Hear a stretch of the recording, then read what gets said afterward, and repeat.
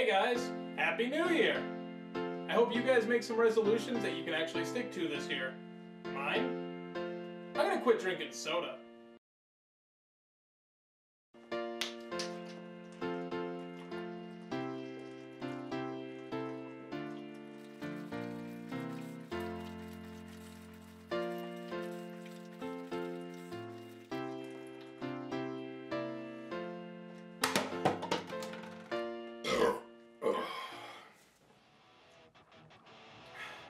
I'm gonna go puke now.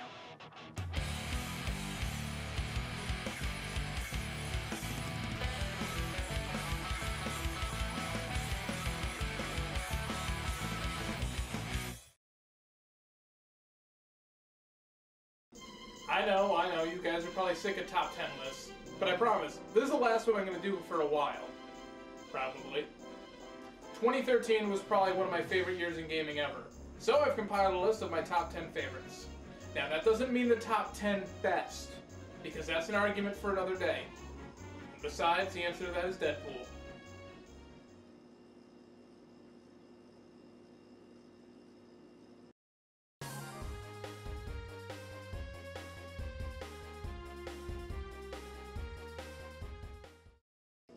There are a lot of games I played this year, but there are way more that I missed. Now, if you're looking for your favorite Steam title on this list, I don't do PC gaming, so they're automatically not going to be on here. Some of the games that you're probably looking for as far as the console aspect goes would be Ni no Kuni, Rayman Legends, Disney Infinity, and pretty much anything on the Wii U or 3DS that didn't already make this list. Now, the biggest game to me that I missed this year was The Last of Us. The reason why I bought a PS3 was because of that game. When I saw it at the VGA Awards a couple of years ago, I was stoked for it. It looked amazing, it was Naughty Dog, and I'd heard good things. And then the game came out, and I still haven't played it. So, that would probably be like number 2 on this list. Maybe number 1. Oops. Oh, also, Walking Dead Season 2 and The Wolf Among Us, if you're looking for those games, they're only on episode 1. So those will probably get shifted into 2014.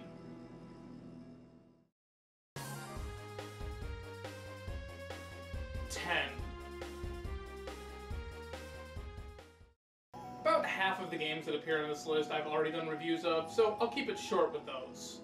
It seems like every few weeks Dragon's Crown gets another patch. So it keeps the game fresh, it keeps it interesting, and more importantly, it gets rid of a lot of the tediousness that's associated with the game. And it's still probably one of the best couch co-op titles you'll get this year. Just don't wear skinny jeans.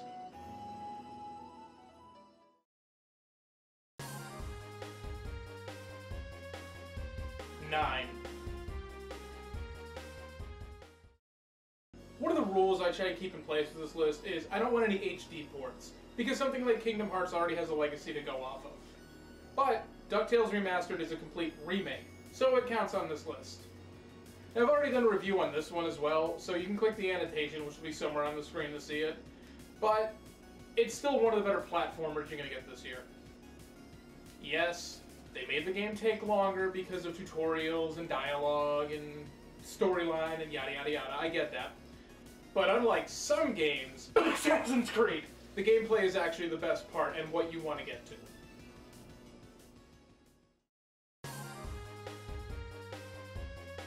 8. I'm not sure how much of the stuff in this game is actually new. I really only played City Folk and Wild World for a couple minutes each, and never really got fully into them. But I like the fact that I'm the mayor.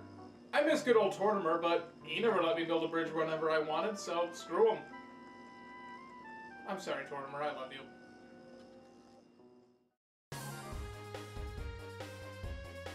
7.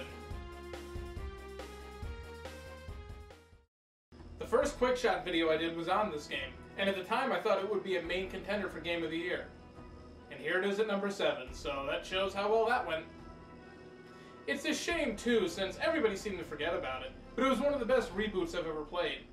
Hopefully the profits being under projection won't hurt this too much and Crystal Dynamics gets a couple more cracks at it, but we'll see. Who am I kidding? It's Square Enix we're talking about. Final Fantasy 13 sucked and they're on sequel number 2, so here's some more next-gen Tomb Raider.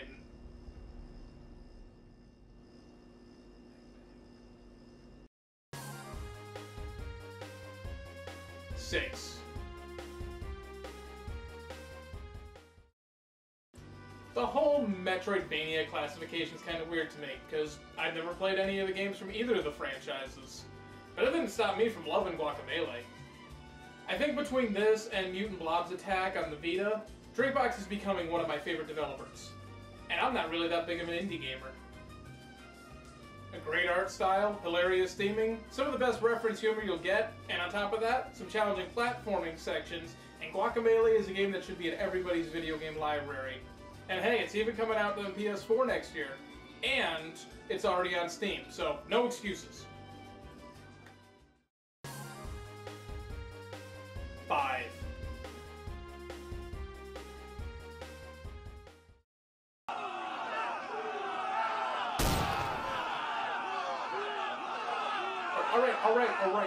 Alright. Okay, I know. This didn't come out this year, it's already been on PC. But like I said before, I'm not a PC gamer, so this was my first opportunity to play it.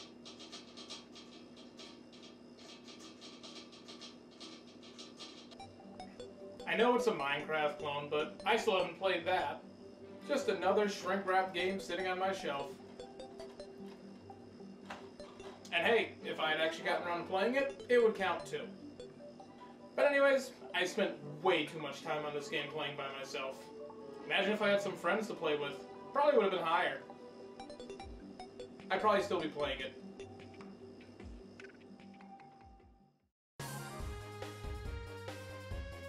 4. The last of the games that I've already reviewed, this would be a lot higher on this list if I was actually going by what was best. It's beautiful, it's fun, it's immersive, it's everything modern games should be. Hell, its atmosphere can be so creepily realistic that the Tea Party tried to use its promotional artwork as propaganda. Political parties are stupid.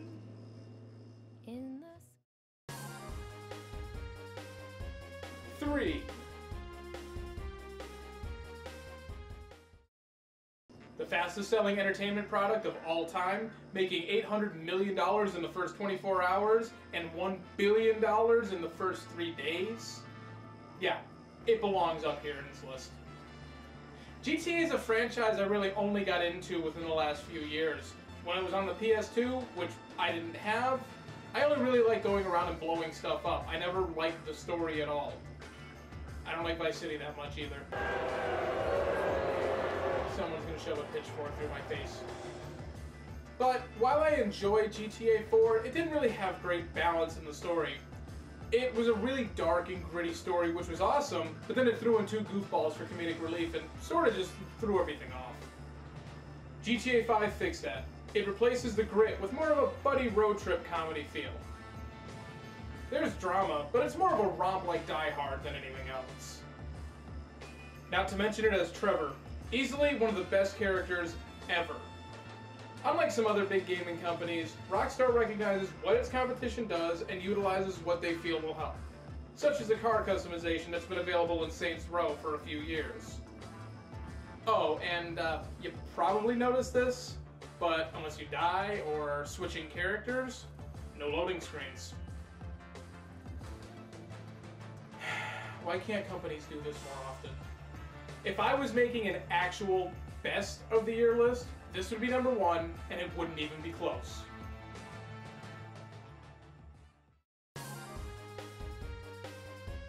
2.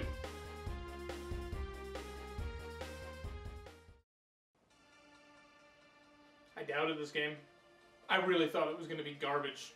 Probably because they got bought out by a garbage publisher. Deep Silver usually produces crap like Risen 2, but will occasionally raise to the level of the mediocre with stuff like Dead Island. So to take charge of a studio halfway through the development of a game that was basically an expanded Xbox Live Arcade game? Yeah, I didn't even pre-order it. To put that into perspective, this is my favorite franchise of this generation. It's not Mass Effect, it's not BioShock, it's not even Fallout, it's Saints Row. But I did cave and picked it up out of curiosity, and thank you, Deep Silver. Thank you for not stepping foot in the Volition offices and letting them do what the hell they wanted. At least that's what I think happened, because it didn't suck. The superpowers that I was skeptical of actually made the game more fun. The story improves on a level of ridiculousness that Saints Row 3 set, moving into the realm of parody, whether it be another game franchise like Metal Gear Solid or Mass Effect, or film stuff like The Matrix. Not to mention it keeps the amazing online co-op that made Saints Row the Third brilliant. To anyone debating whether or not they should get this game, I have 3 questions for you. 1. Do you like Conker's Bad Fur Day? 2. Do you like Crackdown? 3. Do you have $30? If you answered yes to all of the above, you've probably already played it. But if not, what are you waiting for? Go do it!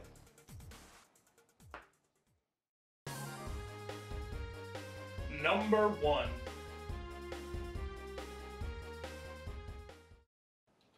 Just try to act surprised, please. I'm sure you're all sick of me talking about this game, but I've never actually talked about this game. Just how much I enjoyed it. This is a Pokemon game we've been waiting 15 years for. The graphics are amazing, using a fusion of 2D and 3D that they've been aiming for the last 2 generations. The gameplay is still great, with the usual minor tweaks here and there, plus a few big ones like a new type and the nerfing of weather. The soundtrack, which I'm afraid to play for you right now because Nintendo will sue me, is one of the best soundtracks of all time. Of any game, not just Pokemon. All the little details, from crouching to talk to a little kid to sitting on benches, everything adds up to an amazing experience. But the element that wins me over is something I wasn't expecting. It's the storyline. With Pokemon Black and White, they spent so much time working on the story, and in my opinion, missed the mark. It wasn't bad, it was just obvious that it was the first time Game Freak did a story in the Pokemon games. But in X and Y, it's just about a group of friends sharing a Pokemon adventure, with your 4 friends having different goals and your interactions with each other. And the characters are fun. Professor Sycamore is actually a recurring character, making him one of the best professors since Oak, if not the best of them all. Your friends have personality, even if they are vague archetypes. Okay, your rival may be a little bland, but whatever. Team Flare is the most threatening team so far, trying to commit a crime far beyond anything that the other teams have ever tried. And Azzy, whatever, may be the most fascinating and probably underutilized character I've seen in years. This game's story may be lighthearted most of the time, but man, it can get heavy. Oh, and you may tear up a little bit at the scene after you beat the Elite Four for the first time. Just a warning. Yeah, whoever thought Pokemon would be capable of doing that to you, huh? This might not win over every person who's not into Pokemon, but some people who've disconnected from the franchise in the past for one reason or another will easily be won back by this entry. You know, I was going to do the cliched thing and follow this up with a top 10 worst games of the year list, but I couldn't fill one up. I just avoided all the bad games. I mean, Aliens Colonial Marines was garbage, yes. And Fast and Furious Showdown was terrible, but I'm not going to start picking on licensed games just to fill up a list. I mean, basically, I tried to avoid all the bad ones because I don't have that kind of time. No. No, I'm not doing that. Ain't nobody got time for that. The hell? Oh no. I guess this is going to be my next review. It doesn't kill me first.